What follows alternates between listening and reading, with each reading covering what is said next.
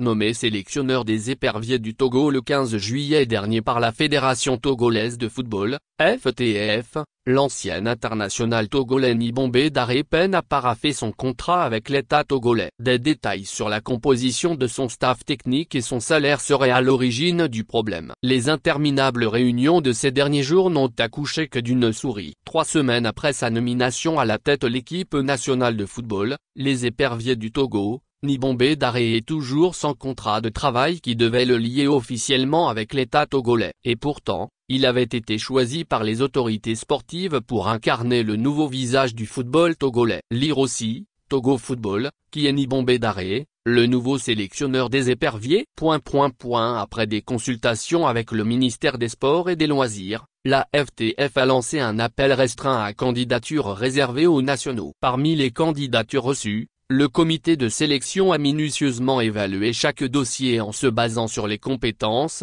l'expérience et la vision du jeu de chaque postulant. À l'issue de ce processus rigoureux, Nibombé Daré a été choisi comme nouveau sélectionneur de l'équipe nationale du Togo, peut-on encore lire sur le site internet de la FTF, www.ftftogo.com.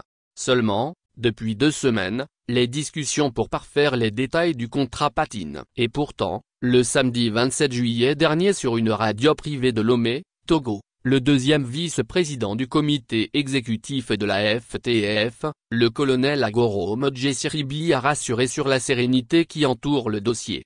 Ce qu'il, Nibombé Daré, ND et LR, a imposé, la FTF et le ministère des Sports ont accepté. À l'instar de sa masse salariale, l'État a discuté et des accords ont été trouvés. Daré Nibombé satisfait de sa proposition financière qui, d'ailleurs, a été prise en compte sans se dire que c'est un local, a-t-il précisé. Et pourquoi le contrat peine toujours à être signé? Lire aussi, Togo Sport/Football, Nibombé Daré, la lumière qui éclaire les anciennes célébrités du football mondial. Dr Lydie Bessikama au centre des intrigues. Selon plusieurs indiscrétions, les autorités sportives, le ministère des Sports principalement, ne se sont toujours pas entendus avec le nouveau sélectionneur.